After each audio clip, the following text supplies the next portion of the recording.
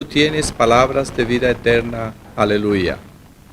Santo Evangelio según San Juan, capítulo 8, versículos 31 al 36. Gloria a ti, oh Señor. Dijo entonces Jesús a los judíos que habían creído en él: Si vosotros permaneciereis en mi palabra, seréis verdaderamente mis discípulos, y conoceréis la verdad, y la verdad os hará libres. Le respondieron: Linaje de Abraham somos, y jamás hemos sido esclavos de nadie. ¿Cómo dices tú, seréis libres? Jesús le respondió: de cierto os digo, que todo aquel que hace pecado, esclavo es del pecado. Y el esclavo no queda en la casa para siempre, el Hijo sí queda para siempre. Así que si el Hijo os libertare, seréis verdaderamente libres. El Evangelio del Señor. ¿Pueden tomar asiento, hermanos? Hagamos una oración. Dios y Padre nuestro, te agradecemos en este día que nos permites congregarnos, quienes estamos aquí en el lugar que hemos dedicado para venir juntos a adorarte y a compartir nuestra fe, a nutrir nuestra esperanza en tu palabra. Gracias por aquellos que nos acompañan a través de internet. Gracias por aquellos que podrán, Señor, de alguna forma ver y meditar en tu palabra a través de esta grabación. Señor, rogamos que tú abras nuestro corazón, nuestro entendimiento, nuestra mente, para poder, Señor, entender, interpretar y aplicar tu palabra a nuestras vidas, como individuos, como familias, como iglesia, como comunidades. Gracias, Dios, que tu palabra no vuelve vacía. Tú das fruto que nace y que crece para vida eterna en nuestros corazones. Gracias por tu fidelidad. Gracias, Señor, que nos permites hoy celebrar 504 años del principio de la Reforma. Gracias por los hombres y mujeres, jóvenes, niños, que a través de estos 504 años han sido enriquecidos, Señor, por este movimiento de reforma que continúa todavía, Señor. Que tu iglesia siempre se seguirá reformando, que tu iglesia siempre necesitará de reformas, de cambios. Y creemos, Señor, que para eso nos has llamado, para eso este día tú nos has traído. Para eso, Señor, vivimos en este tiempo. Ayúdanos a hacer lo que nos corresponde, con alegría, con firmeza, con esperanza. En nombre de Jesús, tu Hijo, nuestro Señor y Salvador, pedimos todo. Amén. Tal vez ustedes ya saben y ya han estudiado y han escuchado y han visto en las películas que se han hecho sobre Lutero, que fue el que inició este movimiento de reforma que se llama protestante en Alemania en 1517, que todo empezó con una mente, con una conciencia atribulada, con una conciencia de este hombre, Lutero, que estaba estudiando leyes para abogado. Su padre quería que fuera abogado. Y él decidió, después de una experiencia traumática para él, donde en el campo un rayo cayó cerca de donde él estaba, y en ese momento él reflexionó sobre lo temporal y lo corto que puede ser la vida de un ser humano. Y en ese momento empezó su camino hacia Dios. En ese momento empezó su búsqueda intensa y se enroló, se registró en un seminario para poder dedicar su vida a servir a Dios de acuerdo a como en ese tiempo en Alemania se hacía. Y en medio de sus estudios, en medio de sus votos, de su vida como monje, como estudiante en un seminario, ahí se encontró con una conciencia atribulada, decía él en sus escritos, con una conciencia en la que no importa qué hacía, no importa qué le decían que hiciera para poder tener la certidumbre, la certeza de que Dios, había paz con Dios, su conciencia le decía otra cosa. Tenía una conciencia que sufría, atribulada, no estaba seguro si estaba agradando o no a Dios con su vida. Entonces, en ese proceso de tener una conciencia atribulada, encontró en la Escritura, en estos textos que leímos en Romanos, especialmente el capítulo 1, ese texto que dice, el justo por la fe vivirá. Y en ese momento, a través de un proceso lento de estudio, reflexión, pláticas, conversaciones en oración con Dios, llegó a la conclusión de que estar en paz con Dios no es asunto de hacer obras, no es asunto de mortificar su cuerpo, no es asunto de pagar mandas, no es asunto de hacer una lista de cosas que alguien le puede decir, esto te puede dar una conciencia limpia, una conciencia en paz. Nada de lo que él trató, prescrito por la tradición religiosa a la que pertenecía, le trajo esa paz a su conciencia hasta que en la Escritura, en esas promesas de Dios, diciendo que es por la gracia y es por la fe que el justo vivirá. Es solo la fe en Dios, en Cristo, lo que te debe traer paz a una conciencia atribulada. Así que he puesto como título a este sermón, conciencia limpia. Sí, creo que lo que todos buscamos, conciencia limpia en nuestra vida. Una conciencia que nos dé la paz, la tranquilidad de que estamos en paz con Dios. Estamos en paz con nosotros mismos y que podemos ahora ser libres para servir a Dios. Que no tenemos que estar con el temor, con el miedo, con la incertidumbre, si acaso Dios no va a enviar un rayo del cielo para castigarnos porque no nos hemos portado bien. Los cristianos hacemos buenas obras por gratitud a Dios, porque por su gracia, por la fe en Cristo, nos ha reconciliado con Él. Ha perdonado todos nuestros pecados y Él nos ha dado una vida nueva, transformada. Nos ha reformado, nos ha cambiado, nos ha dado una vida que continúa cada día creciendo, viviendo a su imagen y a su semejanza, como Cristo nos enseña en su vida. Así que una conciencia limpia. ¿Cómo tener una conciencia limpia? Es el título hoy. Los textos que leímos primero en Jeremías nos habla de un pacto nuevo, en el que Dios promete al pueblo de Israel que Él va a escribir su palabra en nuestros corazones. Habla de la responsabilidad individual y de lo importante que es como individuos tengamos paz con Dios. Pero no elimina, no anula la importancia de que como comunidad también, ¿sí? Como comunidad también podemos vivir nuestra fe en comunidad porque somos seres sociales, porque no somos personas que podemos completamente desconectarnos del mundo, de otras personas y vivir una vida humana plena. Es importante la responsabilidad individual. En Jeremías Dios promete un nuevo pacto en el que Él dice escribirá su ley, su palabra en nuestros corazones, en el que habrá un cambio de dentro hacia afuera, en el que habrá un cambio radical de nuestra orientación en nuestra vida, en nuestras prioridades, en la búsqueda de Dios y que tendremos una conciencia limpia.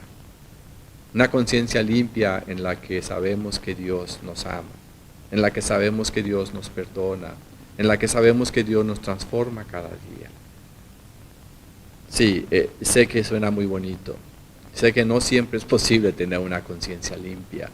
Sé que somos humanos y que algunas veces nuestra conciencia, como a Lutero, sí, nos atribula. Quisiéramos no haber hecho cosas que hicimos. Quisiéramos haber hecho cosas buenas que pudimos hacer y no las hicimos. Todos los seres humanos vivimos esa realidad. ¿Sí? Pero a Jesús en la lectura del Evangelio realmente nos promete, nos da una solución a una conciencia atribulada. Habla a los judíos que habían creído en Él. Y les dice, si vosotros permanecen en mi palabra, seréis mis discípulos. Conoceréis la verdad y la verdad les va a hacer libres. La respuesta de estos discípulos de origen judío en Jesús muestran a veces nuestra actitud y nuestra respuesta a Dios cuando escuchamos sus promesas. Jamás hemos sido esclavos de nadie. ¿Cómo tú dices seréis libres? Responden ellos. Y dice Jesús de manera tranquila, el que comete pecado, el que practica el pecado como un hábito, es esclavo del pecado. Y esa es la realidad de la condición humana. El que practica, y pecado se define aquí como una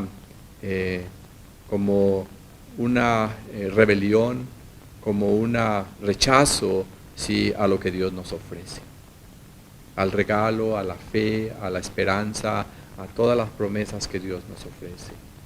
Pecado es simplemente rebelión, pecado es simplemente ignorar Dios y sus promesas.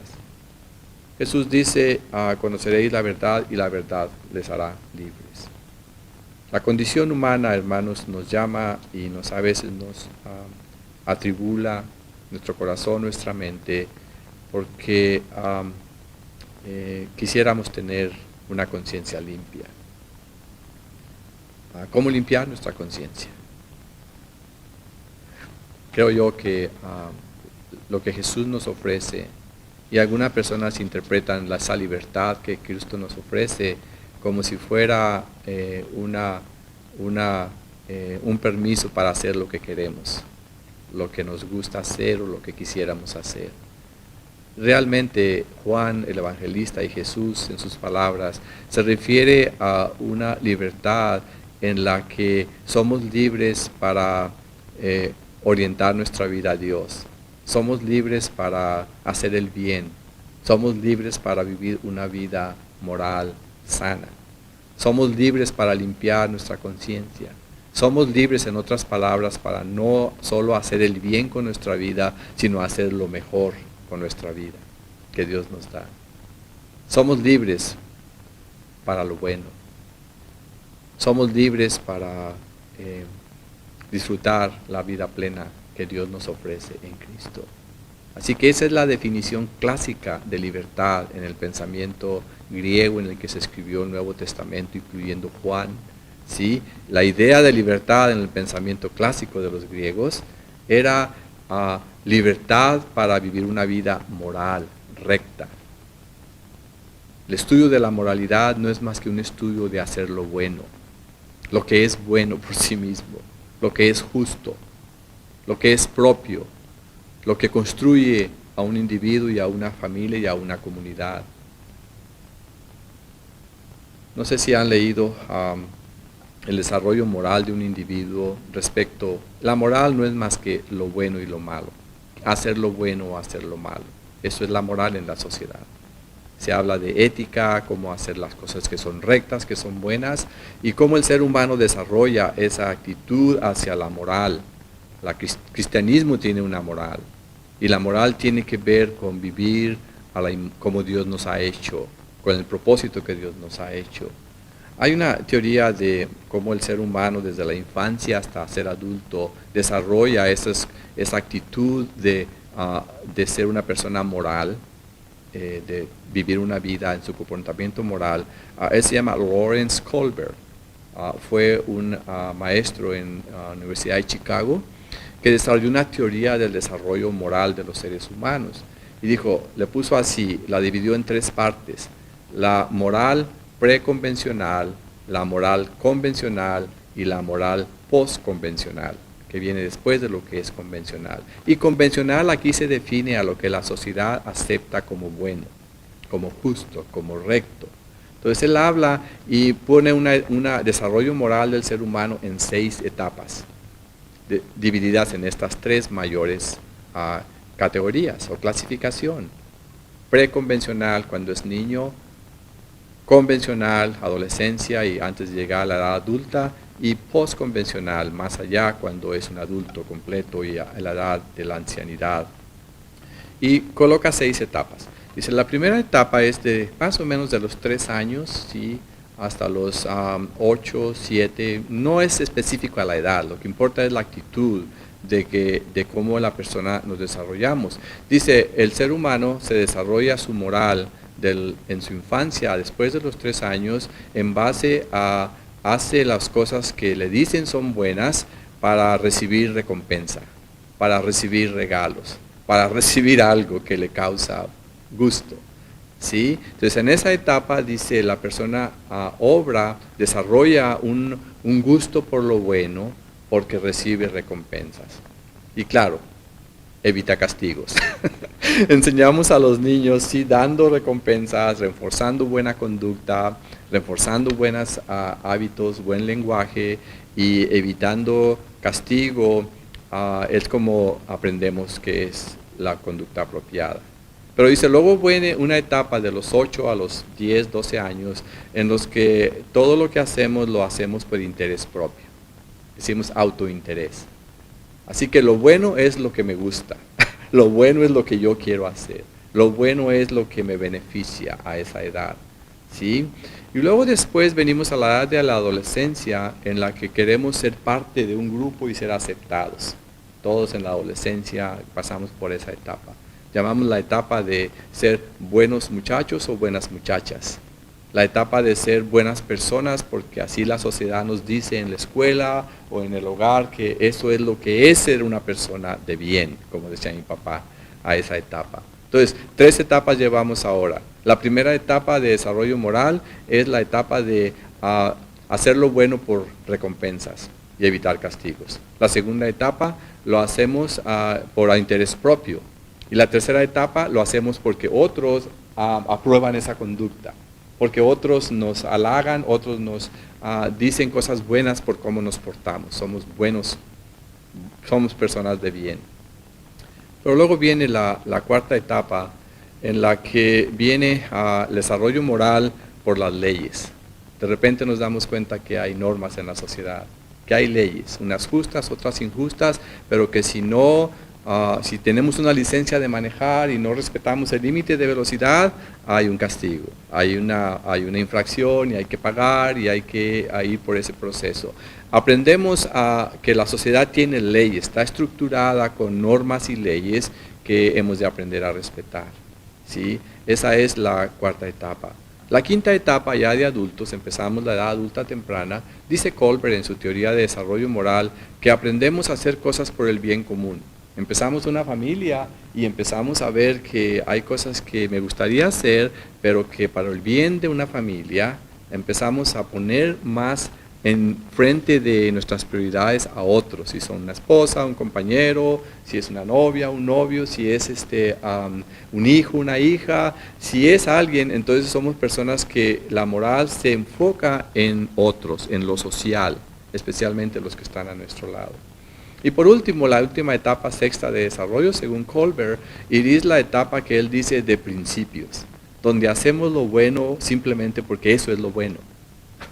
Independientemente de lo que otros piensen, independientemente de si recibimos o no recompensa por ello, independientemente si otros lo aceptan o no, hacemos lo bueno porque eso es lo correcto, porque es lo bueno, que tenemos un principio, una conciencia dentro de nosotros que nos dice que eso es lo correcto y eso es lo bueno.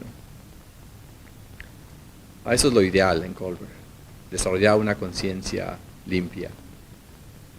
¿Sí? Sabemos que la realidad es otra. No es un desarrollo moral siempre por edad. Hay personas, especialmente en el mundo de la política, que solo hacen cosas como si fueran niños de 8 años, por interés propio. Todo lo hacen porque quieren recompensa, porque quieren beneficio. Hay personas que tienen 50, 60, 70 años y todavía se comportan en el desarrollo moral de etapas de Kohlberg como si fueran niños que solo quieren beneficios propios, por interés propio. Eso es típico en la política. El político vive en su etapa moral como un niño de 8 años, cuando hace las cosas solo por interés propio. No ha pasado la otra etapa del contrato social, de ver por el bienestar de otros, de su llamado público a servir. Y no solo aplica a políticos, aplica a profesionales, a líderes, dentro y fuera de la iglesia. Personas que su desarrollo moral se quedó en pañales. Personas en las que no hay un respeto a la ley, a la conciencia. No hay un respeto al contrato social que regula las relaciones entre los seres humanos. No hay ningún interés en el bien común. Y claro, no hay ningún principio moral que ellos han desarrollado. Nuestro mundo, hermanos, carece mucho hoy de moral. Y los cristianos, creo yo, desafortunadamente, algunos hemos seguido ese mundo sin moral. Un mundo sin moral es un mundo sin esperanza. Es un mundo con una conciencia atribulada. Es un mundo con pocas posibilidades. Porque solo nos divide, solo nos separa unos de otros y nos separa evidentemente de Dios. ¿Cómo tener una conciencia limpia? Lutero encontró en la Escritura, en Jesús, en su fe, una conciencia limpia. Y él pudo respirar en paz y dijo, no es las cosas que hago o que no hago lo que me da una conciencia limpia. Es la fe. Es la fe en Cristo.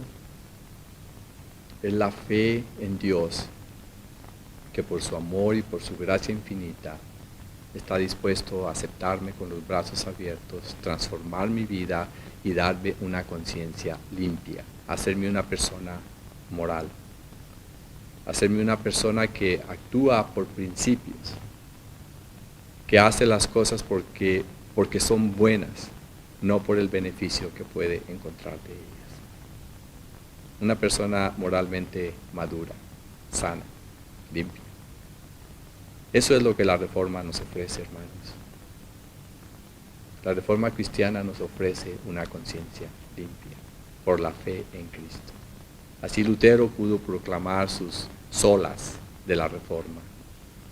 Solo la fe, solo la gracia, solo la Escritura puede darnos libertad de una conciencia atribulada. Solo la fe, solo la gracia, solo la Escritura nos puede dar una vida moralmente sana y limpia. Ese es nuestro llamado. Todos estamos, según Colbert, en esas etapas de desarrollo. Sigamos, seamos personas con conciencias limpias. Seamos libres para hacer el bien. Ese es el llamado de Jesús. Conoceréis la verdad y la verdad os hará libres, os libertará. Permaneced en mí, dice el Señor. Así que, hermanos, sigamos teniendo una conciencia limpia, aquellos que hemos sido, por la gracia de Dios, redimidos y iluminados en un sentido, puedo decir yo, en el sentido de transformados, es la palabra que buscaba, por la gracia de Dios, que siempre nos redime y nos transforma. Amén. Muy bien, continuemos con nuestro servicio.